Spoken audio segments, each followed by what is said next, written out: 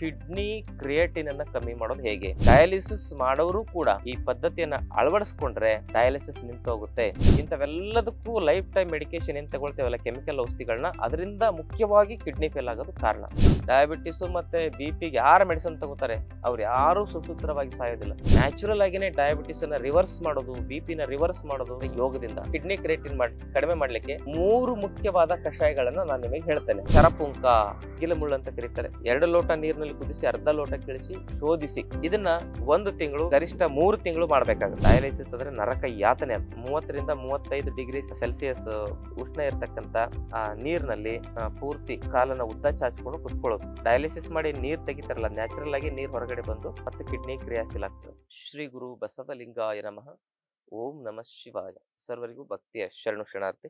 ನಾನು ನಿಮ್ಮ ಯೋಗ ಗುರು ವೈದ್ಯ ಶ್ರೀ ಚನ್ನಬಸವಣ್ಣ, ಶ್ರೀಗಂಗಾ ಯೋಗ ನಿಸರ್ಗ ಚಿಕಿತ್ಸಾ ಹಾಗೂ ಆಯುರ್ವೇದ ಸಂಶೋಧನಾ ಕೇಂದ್ರ, ಆರೋಗ್ಯ ಮಹಾಮನೆ, ಬೆಂಗಳೂರು, ಹುಬ್ಬಳ್ಳಿ, ಧಾರವಾಡ ಹತ್ತಿರ, ಮುರ್ಕಟ್ಟಿ. ಆದ್ಮೇಲೆ ತಮ್ಮೆಲ್ಲರಿಗೂ ನಮ್ಮ ಯೂಟ್ಯೂಬ್ ಚಾನಲ್ಗೆ ಭಕ್ತಿಯ ಸ್ವಾಗತವನ್ನು ಕೋರ್ತಾ, ಇವತ್ತಿನ ಸಂಚಿಕೆಯಲ್ಲಿ ಕಿಡ್ನಿ ಕ್ರಿಯೇಟಿನ್ ಅನ್ನ ಕಮ್ಮಿ ಮಾಡೋದು ಹೇಗೆ? ಡಯಾಲಿಸಿಸ್ ಮಾಡೋರು ಕೂಡ ಈ ಪದ್ಧತಿಯನ್ನ ಅಳವಡಿಸ್ಕೊಂಡ್ರೆ ಕೆಲವೊಬ್ಬರಿಗೆ 100ಕ್ಕೆ ಸುಮಾರು 50% ಜನರಿಗೆ ಡಯಾಲಿಸಿಸ್ ನಿಂತೋಗುತ್ತೆ. 90% ಜನರಿಗೆ ಡಯಾಲಿಸಿಸ್ ವಾರಕ್ಕೆ 2-3 ಮಾಡೋದು, ತಿಂಗಳಿಗೊಂದು 2 ತಿಂಗಳಿಗೊಂದು ಮಾಡುವ ಒಂದು ಸ್ಥಿತಿ ಬರ್ತದೆ, ಇಂಪ್ರೂವ್ಮೆಂಟ್ ಆಗುತ್ತೆ. ಅದಕ್ಕೆ ತಡ ಯಾಕೆ? ಈ kidney creatine, uric acid, blood urea ಇವೆಲ್ಲವನ್ನೂ ನಾವು ಸರಿ ಮಾಡ್ಕೊಳ್ತಕ್ಕಂಥ ಮನೆ ಮದ್ದು ಏನು ಅನ್ನೋದನ್ನ ತಿಳ್ಕೊಳ್ಳೋಣ. ಮೊದಲನೇದಾಗಿ ಕಿಡ್ನಿ ಕ್ರಿಯೇಟಿನ್ ಹೆಚ್ಚಿಗೆ ಆಗ್ಲಿಕ್ಕೆ, ಈ ಒಂದು ಕಿಡ್ನಿ ಫೇಲ್ಯೂರ್ ಆಗ್ಲಿಕ್ಕೆ ಕಾರಣಗಳನ್ನು ತಿಳ್ಕೊಬೇಕಾಗುತ್ತೆ. ಅದಕ್ಕೆ ಮುಖ್ಯವಾಗಿರೋ ಕಾರಣ ಏನಂದ್ರೆ ಫಾಸ್ಟ್ ಫುಡ್ಡು, ಜಂಕ್ ಫುಡ್ಡು, ಬೀಡಿ, ಸಿಗರೇಟ್, ಗುಟ್ಕಾ, ತಂಬಾಕು, ಸರಾಯಿ, ಟೀ, ಕಾಫಿ. ಪ್ರತಿ ಎಪಿಸೋಡಲ್ಲಿ ಇದನ್ನೇ ಹೇಳ್ತೇವೆ ನಾವು. ಯಾಕಂದ್ರೆ ಇದನ್ನ ತಿನ್ನೋದ್ರಿಂದನೇ ಇವೆಲ್ಲ ರೋಗ ಬರ್ತವೆ. ಈ ಕೆಟ್ಟ ದುಶ್ಚಟಗಳನ್ನು ಮಾಡೋದು, ಮತ್ತೆ ಈ BP, ಶುಗರು, ಕೊಲೆಸ್ಟ್ರಾಲು, ಥೈರಾಯ್ಡು, ಅರ್ಥರೈಟಿಸು, ಸೊರೇಸಿಸು ಇಂಥ ಡಿಸೀಸ್ಗಳಿಗೆ ಸಾಯೋವರೆಗೂ ಔಷಧಿ ತೆಗೆದುಕೊಳ್ಬೇಕಂತ ಹೇಳ್ತಾರೆ. ಇಂಥ ಲೈಫ್ ಟೈಮ್ ಮೆಡಿಕೇಶನ್, ಮಾನಸಿಕ ರೋಗಗಳು, ಇಂಥವೆಲ್ಲದಕ್ಕೂ ಲೈಫ್ ಟೈಮ್ ಮೆಡಿಕೇಶನ್ ಏನ್ ತಗೊಳ್ತೇವಲ್ಲ, ಕೆಮಿಕಲ್ ಔಷಧಿಗಳನ್ನ, ಅದರಿಂದ ಮುಖ್ಯವಾಗಿ ಕಿಡ್ನಿ ಫೇಲ್ ಆಗೋದು ಕಾರಣ. ಡಯಾಬಿಟಿಸ್ ಮತ್ತೆ ಬಿಪಿಗೆ ಯಾರು ಮೆಡಿಸಿನ್ ತಗೋತಾರೆ ಅವ್ರು ಯಾರು ಸುಸೂತ್ರವಾಗಿ ಸಾಯೋದಿಲ್ಲ. ಅವ್ರಿಗೆ ಕಿಡ್ನಿ ಫೇಲ್ಯೂರ್, ಲಿವರ್ ಸಮಸ್ಯೆ, ಹಾರ್ಟ್ ಅಟ್ಯಾಕ್, ಸ್ಟ್ರೋಕ್ ಇಂಥ ಸಮಸ್ಯೆಗಳು ಸೈಡ್ ಎಫೆಕ್ಟ್ ಆಗೇ ಆಗ್ತವೆ. ನಾವು ನೋಡ್ತಾ ಇದ್ದೇವೆ ಪ್ರತಿ ತಿಂಗಳು ಸುಮಾರು 100-150 ಕಿಡ್ನಿ ಸಮಸ್ಯೆ ಇರುವ ವ್ಯಕ್ತಿಗಳನ್ನ ನಾವು ನೋಡ್ತೇವಲ್ಲ, ಅವರಿಗೆ ಆಲ್ಮೋಸ್ಟ್ ಆಲ್ ಈ ಕೆಮಿಕಲ್ ಔಷಧಿಗಳನ್ನ ತಿಂದು, ಅದು BP, ಶುಗರ್ ಔಷಧಿಗಳನ್ನ ತಿಂದೇ ಕಿಡ್ನಿ ಫೇಲ್ ಆಗಿರೋದು ಹೆಚ್ಚಾಗಿರ್ತದೆ. ಅದಕ್ಕಾಗಿ ಆ ಮಾತ್ರೆಗಳನ್ನ ಬಿಟ್ರೆ ಶುಗರ್ BP ಜಾಸ್ತಿ ಆಗುತ್ತೆ, ತಗೊಂಡ್ರೆ ಕಿಡ್ನಿ ಫೇಲ್ ಆಗುತ್ತೆ. ಮತ್ತೇನ್ ಮಾಡೋದು? ಅದನ್ನ ತಗೊಳ್ದಂಗೆನೆ ನ್ಯಾಚುರಲ್ ಆಗಿನೇ ಡಯಾಬಿಟಿಸ್ ಅನ್ನ ರಿವರ್ಸ್ ಮಾಡೋದು, BP ನ ರಿವರ್ಸ್ ಮಾಡೋದು ಯಾವ್ದ್ರಿಂದ ಅಂದ್ರೆ ಯೋಗದಿಂದ. ₹1 ಖರ್ಚಾಗೋದಿಲ್ಲ, ಮನೇಲೆ ಮಾಡ್ಕೋಬಹುದು, ಸೈಡ್ ಎಫೆಕ್ಟ್ ಇಲ್ಲ, ಬೇಗ ವಾಸಿ ಆಗ್ತವೆ. ಯಾಕೆ ಮಾಡಬಾರ್ದು? ಅದಕ್ಕೆ ನಮ್ಮ ಆಶ್ರಮದಲ್ಲಿ ನಾವೇನ್ ಮಾಡ್ತಾ ಇದ್ದೀವಿ ಅಂದ್ರೆ 5 ದಿನದ ಆರೋಗ್ಯ ಶಿಬಿರ ಮಾಡ್ತಾ ಇದ್ದೀವಿ. ಅಲ್ಲಿ ಯೋಗ, ಪ್ರಾಣಾಯಾಮ ಮತ್ತು ಧ್ಯಾನ ಇವೆಲ್ಲವನ್ನು ಕೂಡ ವೈಜ್ಞಾನಿಕವಾಗಿ ತಿಳಿಸ್ಕೊಡ್ತೇವೆ. ಆಹಾರ ಪದ್ಧತಿ, ಜೀವನ ಪದ್ಧತಿ ಇವೆಲ್ಲದರ ಬಗ್ಗೆ ಮಾಹಿತಿ ಕೊಡ್ತೇವೆ. ಆ ಶಿಬಿರದಲ್ಲಿ ಭಾಗವಹಿಸಿದವರಿಗೆ ಎಷ್ಟೋ ಜನ ಅಲ್ಲೇ ಇನ್ಸುಲಿನ್ ಮತ್ತೆ ಡಯಾಬಿಟಿಸ್ ಮಾತ್ರೆ, BP ಮಾತ್ರೆಗಳನ್ನ ಅಲ್ಲೇ ಬಿಡುವ ಪರಿಸ್ಥಿತಿ ಬರುತ್ತೆ. ಯಾಕಂದ್ರೆ ಆ ಆಹಾರ ಪದ್ಧತಿ, ಜೀವನ ಪದ್ಧತಿ, ಯೋಗದಿಂದ ನಮ್ಮ ಜೀವಕೋಶಗಳು ಮತ್ತೆ ಶಕ್ತಿಯನ್ನು ಪಡ್ಕೊಳ್ತವೆ, ರೋಗ ನಿವಾರಣೆ ಆಗ್ತದೆ. ಹಾಗೆ ಕಿಡ್ನಿ ಸಮಸ್ಯೆಗೆ ಈ ಕೆಮಿಕಲ್ ಔಷಧಿಗಳನ್ನ ಬಿಡ್ಲಿಕ್ಕೆ ಯೋಗ ಒಂದು ಅದ್ಭುತ ಪರಿಹಾರ ಅಂತ ಹೇಳ್ಬೋದು. ಅದಕ್ಕಾಗಿ ಇವೆಲ್ಲ ಕಾರಣಗಳು. ಇನ್ನ ಸಮಸ್ಯೆ ಬಂದ್ಬಿಟ್ಟಿದೆ, ಅದಕ್ಕೇನ್ ಮಾಡ್ಬೇಕು? ಅಥವಾ ಮುಂದೆ ಸಮಸ್ಯೆ ಬರಬಾರದು ಅಂದ್ರೆ ಏನ್ ಮಾಡ್ಬೇಕು ಅನ್ನೋದನ್ನ ನೋಡೋಣ. ಇಲ್ಲಿ ಮುಖ್ಯವಾಗಿ ಕಿಡ್ನಿ ಕ್ರಿಯೇಟಿನ್ ಕಡಿಮೆ ಮಾಡ್ಲಿಕ್ಕೆ 3 ಮುಖ್ಯವಾದ ಕಷಾಯಗಳನ್ನ ನಾನು ನಿಮಗೆ ಹೇಳ್ತೇನೆ. ಬೆಳಗ್ಗೆ ಒಂದು ಕಷಾಯ, ಮಧ್ಯಾಹ್ನ ಒಂದು ಕಷಾಯ, ಸಂಜೆ ಒಂದು ಕಷಾಯ. ಈ ಕಷಾಯಗಳನ್ನ ಕುಡಿರಿ, ನಿಮ್ಮ ಕ್ರಿಯೇಟಿನ್ ಮಂಜಿನಂತೆ ಕೆಳಗಿಳಿ, ಅಷ್ಟು ಅದ್ಭುತವಾಗಿ. ನೋಡಿ, ಮೊದಲನೇದು ಬೆಳಗ್ಗೆ ಎದ್ದು ಮಾಡ್ಕೊಂಡು ಕುಡಿಬೇಕಾಗಿರ್ತಕ್ಕಂಥದ್ದು ಶರಪುಂಕ. ಅದನ್ನ ಕೊಗ್ಗೆ ಗಿಡ ಅಂತ ಕರೀತಾರೆ ಕನ್ನಡದಲ್ಲಿ, ಸಂಸ್ಕೃತದಲ್ಲಿ ಶರಪುಂಕ ಅಂತ ಕರೀತಾರೆ. ಆದ್ರೆ ಎಲೆಗಳನ್ನ ಹಿಂಗ್ ಹಿಡಿದು ಹಿಂಗ್ ಎಳೆದ್ರೆ V ಆಕಾರದಲ್ಲಿ ಕಟ್ಟಾಗತ್ತೆ. ಅದ್ರ ಕಾಯಿ ಹೇಗಿರ್ತದೆ ಅನ್ನೋದನ್ನ ಗಮನಿಸಿ ನೋಡಿ. ಅದ್ರ ಕಾಯಿ ಪುಟ್ಟ ಪುಟ್ಟದಾಗಿ, ಈ ಗೋರಿಕಾಯಿ ಅಂತ ಹೇಳ್ತಾರೆ ದಕ್ಷಿಣ ಕರ್ನಾಟಕದಲ್ಲಿ, ನಮ್ಮ ಉತ್ತರ ಕರ್ನಾಟಕ ಚೌಳಿಕಾಯಿ ಅಂತ ಹೇಳ್ತಾರೆ. ಅದೇ ರೀತಿ ಅಂತ ಪುಟ್ಟ ಚೌಳಿಕಾಯಿ ತರ ಇರ್ತದೆ ಅದು, ಗೋರಿಕಾಯಿ ತರ. ಆಮೇಲೆ ಹೂವು ಪರ್ಪಲ್ ಕಲರ್ ಇರ್ತದೆ, ಕೆಲವೊಂದಿಷ್ಟು ವೈಟ್ ಕಲರು ಇರೋದುಂಟು. ಈ ಕೊಗ್ಗೆ ಗಿಡ ಈ ಕಿಡ್ನಿಗೆ ಸಂಜೀವಿನಿ ಅಂತ ಹೇಳಬಹುದು. ಒಂದು ಮುಷ್ಟಿ ಆ ಒಂದು ಎಲೆಯನ್ನ 400 ml ನೀರಿನಲ್ಲಿ ಕುದಿಸಿ ಆ 400 ml ನೀರು ಕುದ್ದು 100 ml ಇಳಿಬೇಕು. ಅಂದ್ರೆ 2 ಗ್ಲಾಸಿಂದ ಅರ್ಧ ಗ್ಲಾಸಿಗೆ ಇಳಿಬೇಕು. ಅದನ್ನ ಶೋಧಿಸಬೇಕು. ಶೋಧಿಸಿ ಆ 100 ml ಬೆಳಗ್ಗೆ ಖಾಲಿ ಹೊಟ್ಟೆಯಲ್ಲಿ ಕುಡಿಬೇಕು ಕಷಾಯನ. ಮತ್ತೆ ಪುನಃ ಬೆಳಗ್ಗೆ ಖಾಲಿ ಹೊಟ್ಟೆಯಲ್ಲಿ 6 ಗಂಟೆಗೆ ಕುಡಿಬೇಕು.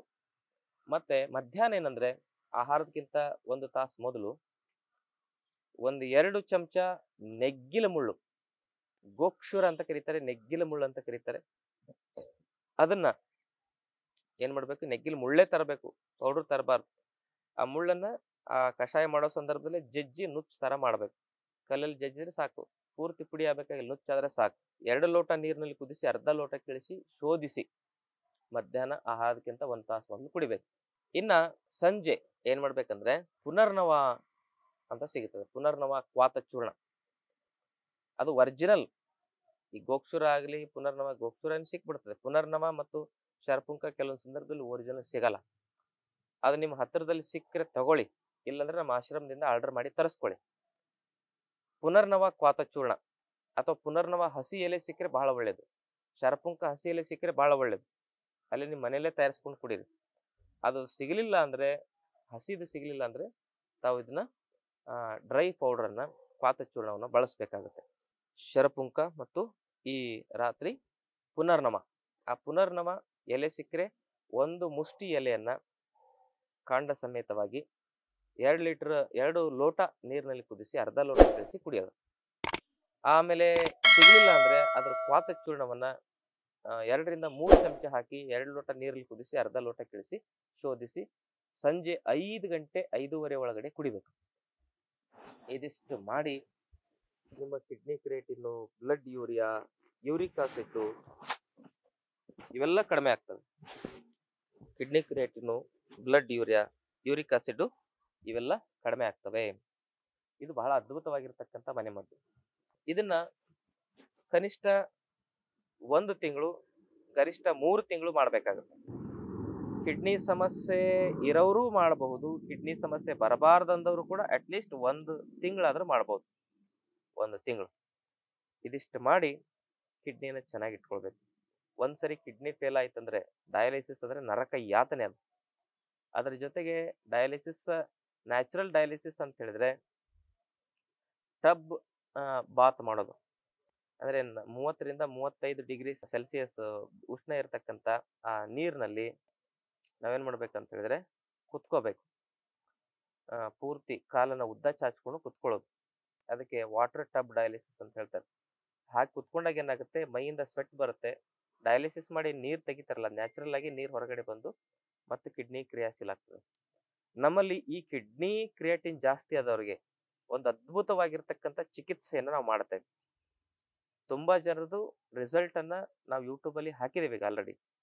ಅದಕ್ಕೆ ಉದ್ವರ್ತನ ಅಂತ ಕರೀತಾರೆ. ಆ ಚಿಕಿತ್ಸೆಯನ್ನ ಮಾಡೋದ್ರಿಂದನೂ ಕೂಡ ಕಿಡ್ನಿ ಕ್ರಿಯೇಟಿನ್ ಬಹಳ ಬೇಗ ಕಡಿಮೆ ಆಗುತ್ತೆ. ಯಾಕಂದ್ರೆ ಕಿಡ್ನಿ ಕ್ರಿಯೇಟಿನ್ ಇದು ಕಫಜ ರೋಗ ಅಂತ ಹೇಳಿ ನಮ್ಮ ಆಯುರ್ವೇದದಲ್ಲಿ ಮುಖ್ಯವಾಗಿ ಕರಿತೇವೆ ನಾವು. ಆ ಉದ್ವರ್ತನ ಮಾಡೋದ್ರಿಂದ ಕಫ ವಿಕಾರಗಳು ದೂರ ಆಗ್ತವೆ. ಅದಕ್ಕೆ ಉದ್ವರ್ತನ ಚಿಕಿತ್ಸೆನೂ ಕೂಡ ಬಹಳ ಒಳ್ಳೇದು.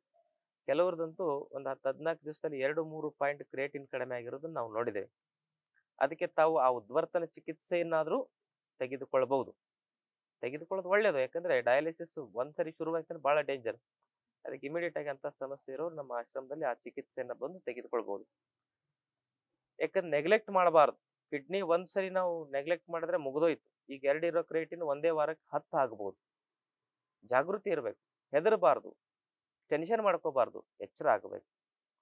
ಇದಿಷ್ಟು ಮಾಡೋದ್ರಿಂದ ನಾವು ಕಿಡ್ನಿ ಸಮಸ್ಯೆಯ ಒಂದು ಮರಣಾಂತಿಕ ಒಂದೇನು ಸಮಸ್ಯೆ ಇರ್ತದಲ್ಲ, ಮರಣಾಂತಿಕನೇ ಅದು, ಡೇಂಜರ್ ಅಂತ ಸಮಸ್ಯೆಯಿಂದ ನಾವು ಪಾರಾಗ್ಬೋದು ಅಂತಕ್ಕಂಥ ಮಾತನ್ನು ಹೇಳ್ತಾ, ಈ ಮಾಹಿತಿ ಇಷ್ಟ ಆದಲ್ಲಿ ತಮ್ಮ ಬಂಧು ಮಿತ್ರರೊಂದಿಗೆ ಶೇರ್ ಮಾಡ್ಕೊಳ್ಳಿ, ಚಾನೆಲ್ ಸಬ್ಸ್ಕ್ರೈಬ್ ಮಾಡ್ಕೊಳ್ಳಿ. ನಮ್ಮ ಆಶ್ರಮದಲ್ಲಿ 5 ದಿನದ ಆರೋಗ್ಯ ಶಿಬಿರ ನಡೀತಾ ಇದೆ.